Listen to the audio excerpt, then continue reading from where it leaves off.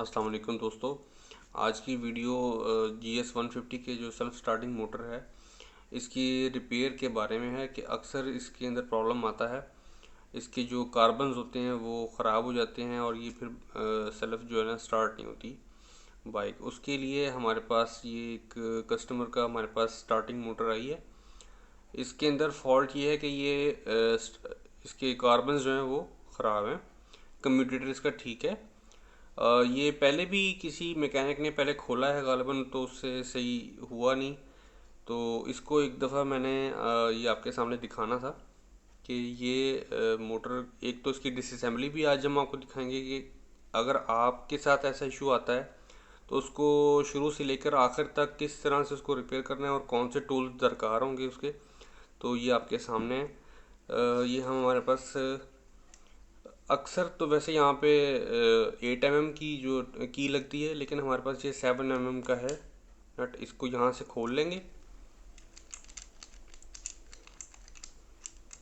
ये सेल्फ चूँकि मैंने पहले भी खोला है, सिर्फ आपको खोलने का जो तरीका है वो मैं आपको डेमोन्स्ट्रेट करने के लिए दोबारा से एक दफ़ा खोल के दिखा रहा हूँ। ये बोल्ट इसमें से निकलेंगे, इसके अंदर ये रबड़ का पीस होगा, आप देखें ये साथ होगा इसके, ठीक है। इसी तरह जो दूसरा निकलेगा इसका जो ये बोल्ट है,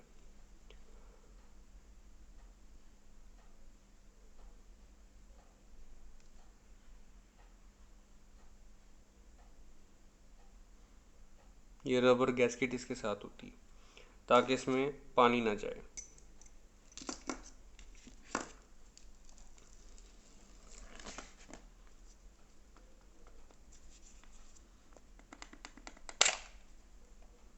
इस तरह से ये ऊपर वाला कवर बाहर आ जाएगा आराम से। ये वॉशर, उसके बाद एक छोटी वॉशर और होगी ये वाली, और उसके बाद ये मैग्नेट इसका, और ये कम्यूटेटर, ठीक है। कुछ इस तरीके से ये आप खोल पाएंगे। तो अब हमारे केस में तो इसके अंदर कार्बन्स टूटे हुए हैं, लेकिन अगर आप अपना सेल्फ खोलेंगे तो उसमें एक कार्बन यहाँ लगा हुआ होगा। मैं निशानदेही करता हूँ किसी चीज़ से।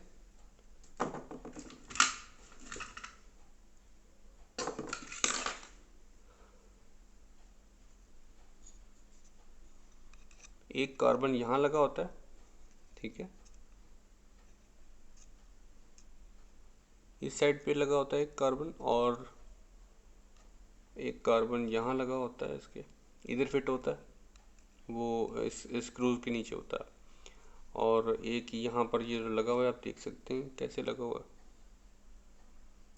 ठीक है। इसी तरह से एक इधर फिट होगा। तो ये आपके सामने, इसको अब हम, हमारे पास कार्बन के स्पेयर मौजूद हैं। इस तरह होते हैं इसके कार्बन्स। ये कार्बन किट मिल जाती है मार्केट से, गालिबन 400 या 500 रुपये के हैं। तो ये कार्बन्स इस तरह मिलेंगे। दो को जो है वो सोल्ड करना पड़ता है इसके अंदर, और जो दो हैं वो स्क्रू से फिट होते हैं, जैसा कि इसमें मैंने दिखाया आपको।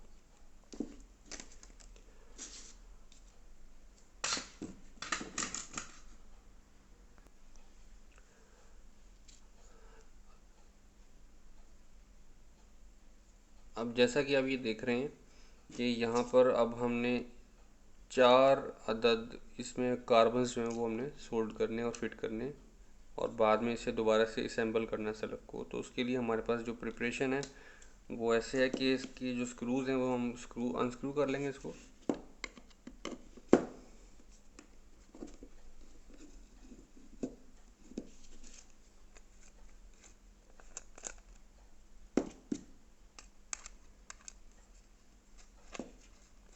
अमूमन ये स्क्रूज़ अगर लगे हुए हो ना फिटेड हालत में, अगर आपके पास जो जैसे सिनेरियो हो, तो ये बहुत सख्ती से खोलते हैं। इसको थोड़ा सा एहतियात से खोलिएगा, अक्सर ये स्क्रूज़ टूट भी जाते हैं इसके अंदर।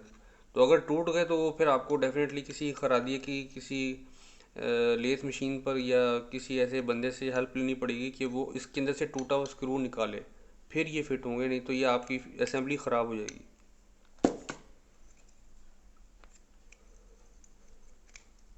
मैंने तो अपने इस केस में ये धोया हुआ है, फ़िलहाल इसको वॉश किया हुआ है। जब आप इसको करेंगे, सर्विस करेंगे, तो यहाँ पे इसको अच्छी तरह से इसको किसी अच्छे सॉल्वेंट से, पेट्रोल से या किसी ऐसे सॉल्वेंट से इसको अच्छी तरह से धोएं, वॉश करें।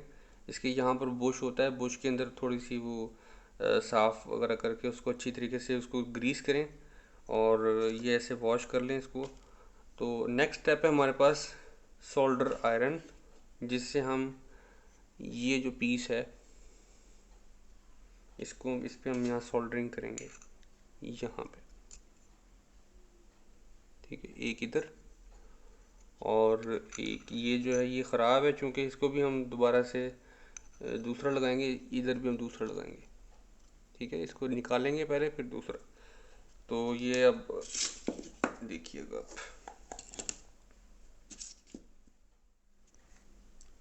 नीचे हमारा ये जो सोल्डर आयरन है ये प्री हीटेड है, 100 वाट्स का सोल्डर आयरन मैं यूज़ कर रहा हूँ।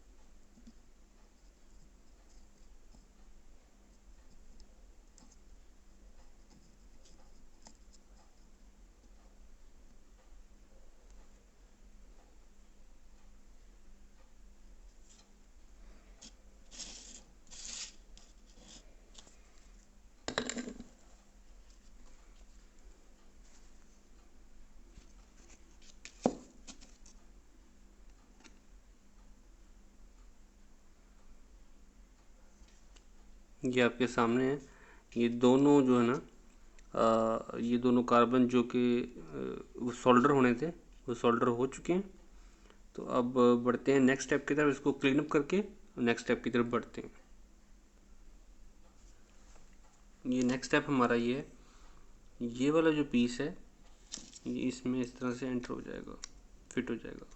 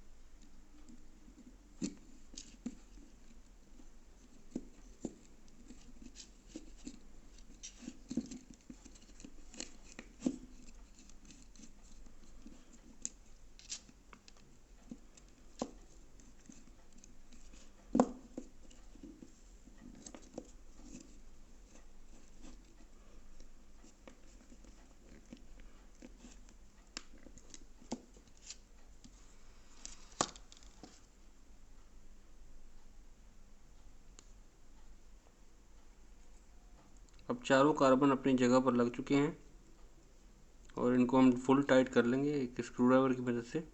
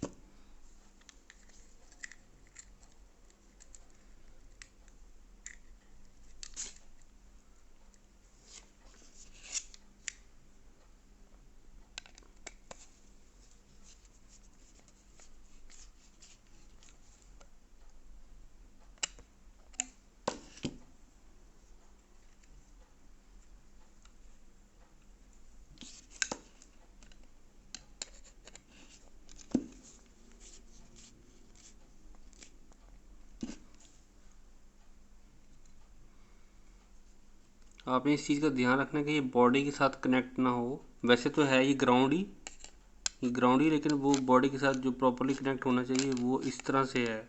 ठीक है, वो वैसे इंटरमिटेंट कनेक्शन रहेगा, तो इस चीज़ का ख्याल रखना आपने।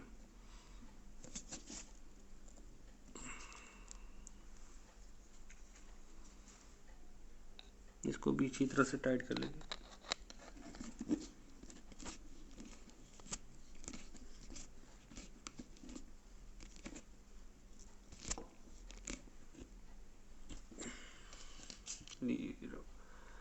ये टाइट हो चुका है।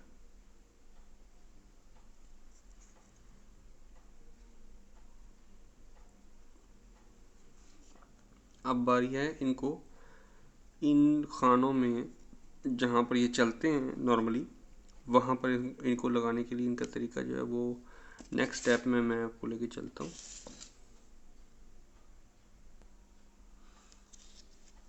नेक्स्ट स्टेप इज़ कि आप इसको अच्छी तरह से ग्रीस कर लें। ग्रीसिंग इसकी अच्छी तरह से कर लीजिएगा।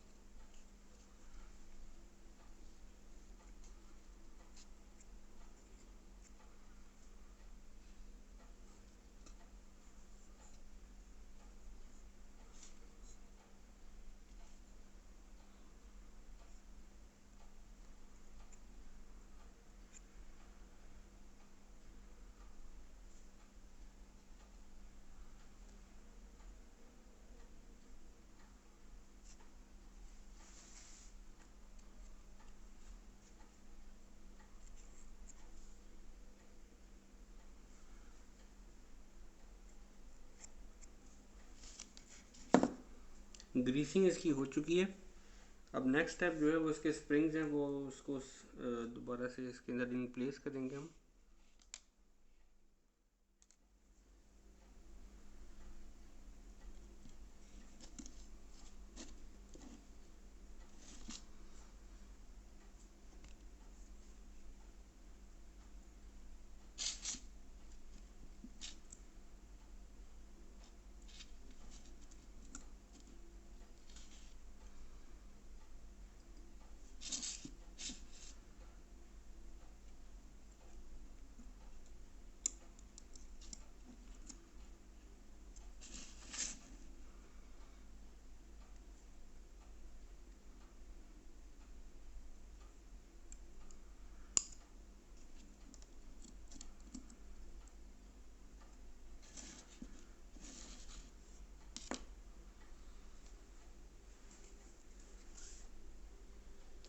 अब बारी आती है इन कार्बन्स को होल्ड करने की, क्योंकि यहाँ पर जब हमने कम्यूटेटर को प्लेस करना है तो इनको अंदर डालकर ही प्लेस करना है। वो दिखाता हूँ मैं आपको कैसे किया जाता है।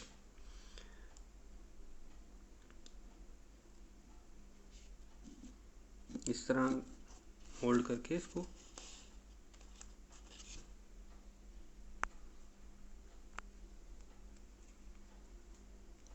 मेरे पास ये पिन्स पड़ी हैं जो इसको होल्ड करेंगी।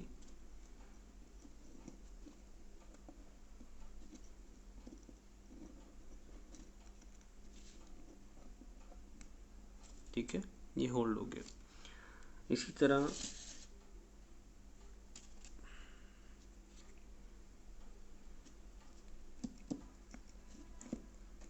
अगला जो कार्बन है उसको भी ऐसे ही करेंगे।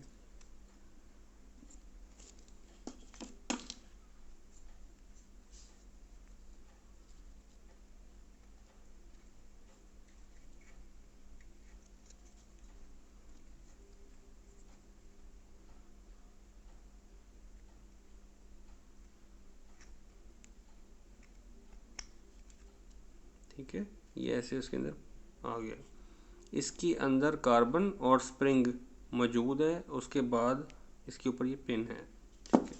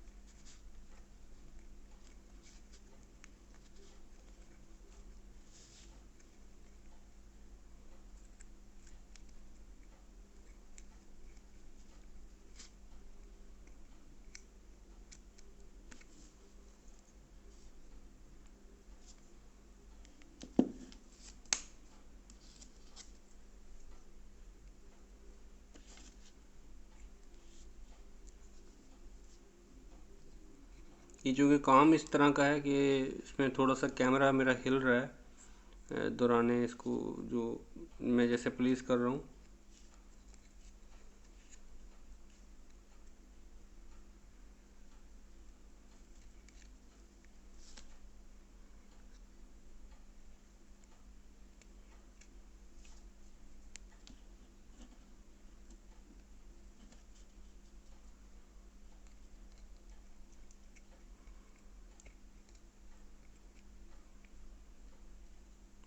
इसको कहते हैं वर्क राउंड इंग्लिश में, और उर्दू में कहते हैं इसे जुगाड़। अब हमारा ये स्टेप कंप्लीट हुआ। नेक्स्ट स्टेप है हमारा कम्यूटेटर को इसके अंदर प्लेस करना।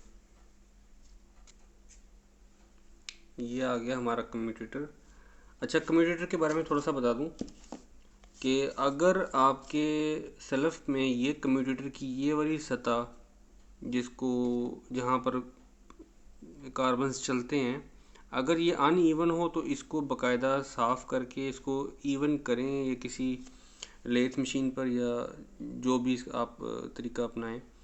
वैसे तो इतना ज़्यादा डाउन नहीं होता, अगर ये ज़्यादा अनइवन आपको महसूस हो, इसको इवन होना चाहिए बिल्कुल जैसे ये आपको नज़र आ रहा है, इस तरह का होना चाहिए जब आप नए कार्बन्स डाल रहे हो।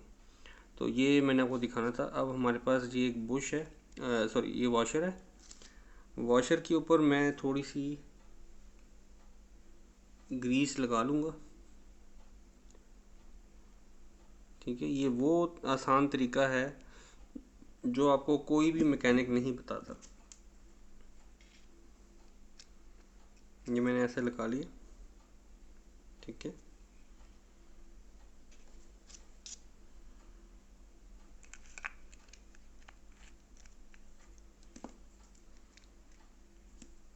वो अंदर बैठ गया ना, बिल्कुल प्लेस हो गया। अब एक एक करके ये पिन्स को निकालते जाएंगे हम। वो देखिए साथ वो लग गया, उसके अटैच हो गया। इसी तरह अगली पिन, फिर उसकी अगली पिन निकालनी। ठीक है, आपको अगर मेरा कैमरा दिखा सकता हो तो वो कंप्यूटर के साथ टच हो गया है। ठीक है, वो जो जहाँ पे वो लगी हुई ना थोड़ी सी ग्रीस, उसकी कोई टेंशन नहीं है। उसने चूँकि उसके साथ लग के वर्किंग करनी होती है तो चल रहा होता है, उसकी वजह से। ये देखिए, ठीक है, कुछ इस तरीके से वर्क करता है।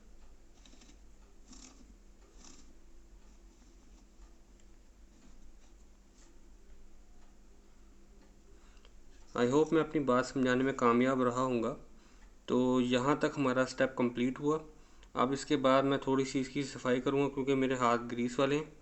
साफ़ करने के बाद इसके ऊपर अब हम मैग्नेट को अटैच करेंगे। वो एक चीज़ है जो कि चैलेंजिंग है, क्योंकि ये जब मैग्नेट हम एंटर करते हैं तो ये चीज़ हिल जाती है, तो उसका ख्याल रखना है ज़रा थोड़ा सा।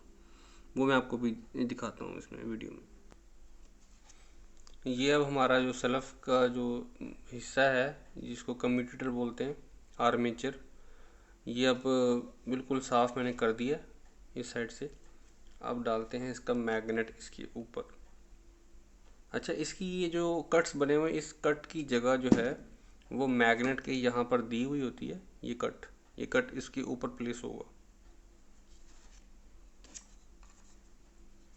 यहाँ से आप पकड़ लीजिए। ठीक है, और ऊपर से उसको दबा के रखें। ऊपर से इसको दबा के रखना है और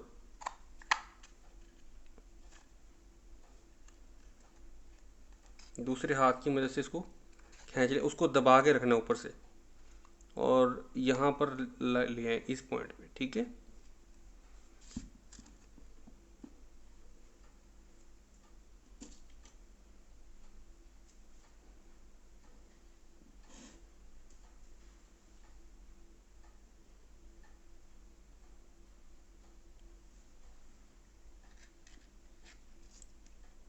सबसे पहले वॉशर, उसको ग्रीस दी हुई है। उसके बाद ये वॉशर है। इसको भी अच्छी तरह ग्रीस कर लें और इसको इसके अंदर अटैच करना, ठीक है, इस तरह।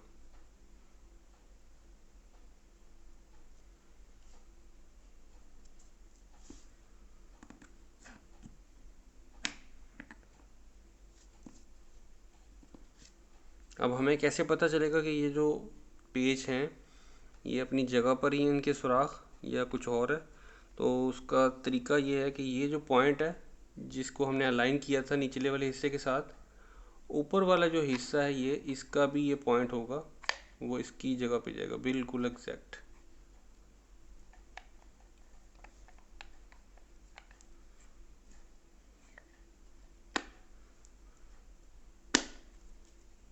ठीक है, ये हमारा सेल्फ इस वक्त अब बंद हो गया। और इसको एक बार हाथ से रोटेट करके देखें, इसमें रेजिस्टेंस होगी बहुत। इसका मतलब हमने जो सेल्फ के कार्बन्स हैं वो सक्सेसफुली रिप्लेस कर लिए हैं और अब ये वर्किंग करेगा। इसको अब हम फिट करते हैं और उसके बाद आपको दिखाते हैं। तो दोस्तों ये देखिएगा आपके सामने, ये मैंने एक टेस्ट बेंच थोड़ा छोटा सा तैयार किया है। जो भी सेल्फ हमने तैयार किया है इसको हम टेस्ट करेंगे। ये मेरे पास एक अदद स्विच असेंबली है, तो मैंने इसको एक कनेक्शन के तहत इसको बनाया हुआ है, ठीक है। तो ये हम चेक करते हैं।